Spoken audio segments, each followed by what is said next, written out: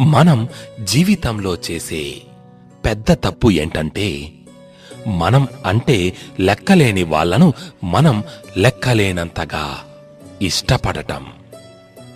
గెలుపులో వచ్చే సంతోషం కన్నా ఓడిపోతానేమో అన్న భయం ఎక్కువగా ఉన్నవారు సామాన్యులుగా ఉండిపోతారు. మన భావాలు మన గమ్యాన్ని నిర్దేశిస్తాయి. అవసరం లేని కోపం, అర్థం లేని ఆవేశం ఈరోజు బాగానే ఉంటాయి, కాని రేపు అవి నిన్ను ఒంటరిని చేస్తాయి.